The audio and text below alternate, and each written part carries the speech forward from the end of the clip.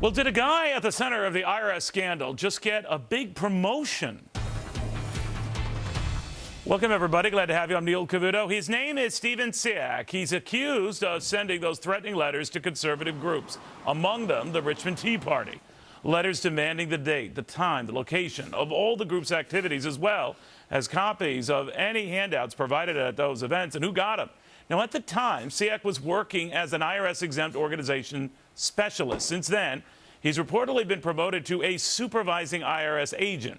Should this promotion stick? And is he the guy it should stick to? Or should the president stick to this promise? We're going to hold the responsible parties accountable. Well, Larry Nordvig is executive director of the Richmond Tea Party. That is the very group at the receiving end of those threatening letters. By the way, we put out a call to the IRS, as yet no response, but hope always springs eternal. Larry, what did you make of this? Well, I got to tell you, I'm mad, frustrated, and fed up. I'm holding a letter right here with me, and it is Stephen Siak's signature on this letter. This was the 55 really intrusive, illegal questions that they asked the Richmond Tea Party with his name attached right to it. It really makes me angry that he not only gets a pass, but he gets promoted on this. Larry, you know, to bring people up to speed, and we've talked about this in the past, this infamous 55 question, opus. But what are some of the annoying things they ask you in that?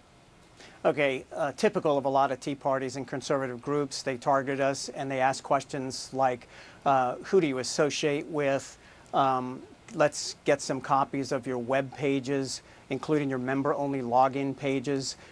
Most troubling to me was the fact that they asked for all of our donors' names, whether they're going to run for political office, whether they ever have run for political office.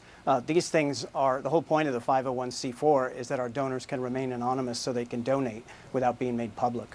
What did you do when they did request this information? Well, we got two letters, actually. We complied with the first letter, which was more benign, and sent that away. That was after waiting almost a year for it. They only gave us 2 weeks to get back, so we had to get an extension. This was a taxpayer nightmare. We sent over 500 pages of documents the first time. The second round, which is Mr. Siak's signature letter, was 55 questions, and it was just incredibly intrusive and in-depth and way out of line. We didn't send him a thing on that. It was totally inappropriate. And where were you in, or even are you in this process?